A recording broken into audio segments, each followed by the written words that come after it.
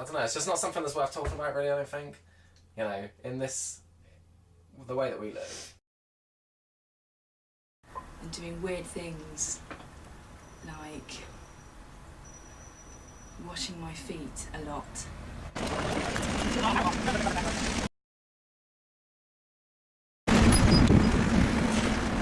2 hours it must have been. We didn't say a sane word to each other.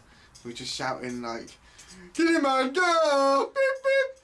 Beep beep! Get in my go! Bongo! The bus stop! They go to the bus stop!"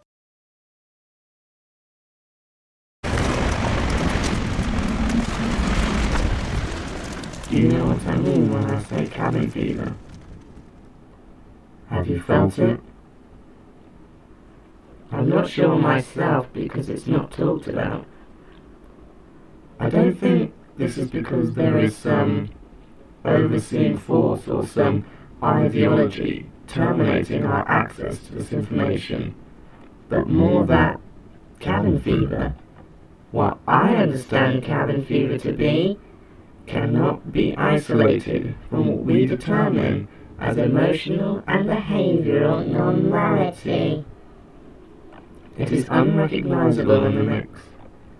I suppose what I'm saying is something along the lines of cabin fever is our normality.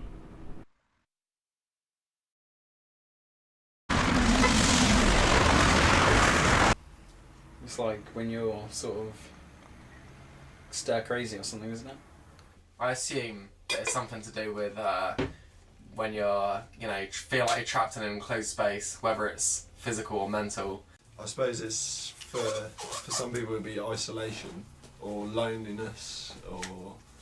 Is it like when you're out at sea and like, how is it? You know, you come down with like a, you know, fever basically, and you quit cabin fever. Yes, because I've remembered now that I did have cabin fever. Yeah. But because it was quite brief, I've forgotten about it, and it hasn't happened since. So, like, have you ever been in some confined spaces for a long period of time where you've kind of felt, you've started to get a bit like, kind of like, almost like all of a sudden you feel quite hyper or you feel a bit like, sort of a bit loopy? No, not really, no. No? Nothing at all? But I've got a boring life. I know people at my work have, like, they just say, like, they'll just start doing silly things like they're drunk, and you'll be like, what's wrong with you? And they're like, are you drunk? You're like, no, I'm just working. Absolutely, yeah. I've had that plenty of times.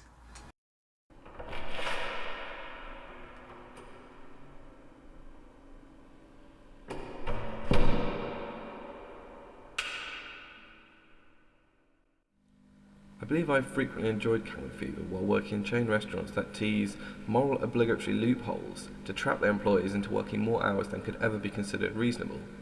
I spent a good deal of this time alone in large sunlit bankrupt basements making threats at potatoes until suddenly your composure would break and you wouldn't care. You'd be overcome by a joie de vivre, nothing would be a problem. You would meet almost all statements with a grinned "I don't care" and then a giggle.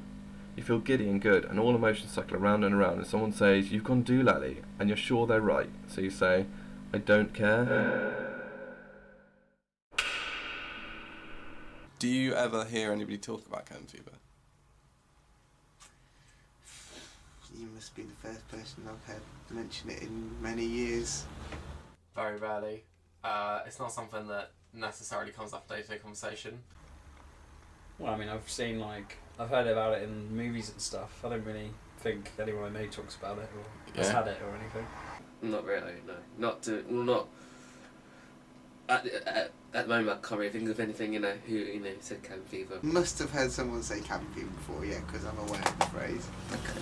The only time I've ever seen a wide recognition of cabin fever is from a 1996 Walt Disney film starring Tim Curry and Kermit the Frog, titled Muppet Treasure Island.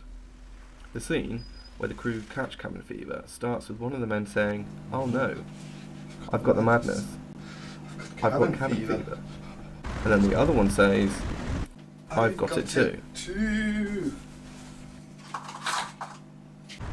The scene escalates into a song and dance that, while ridiculous, is actually a fairly accurate portrayal of the behavioural content of the cabin fever experience.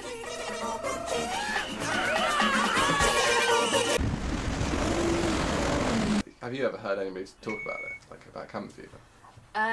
Only in The Shining. I mean, that thing in Taxi Driver is all about cabin fever, isn't it, really? I think. Might have heard it on Ren and Stimpy, actually. Yeah? Yeah. I know that was... Well, they had space fever on that, didn't they? But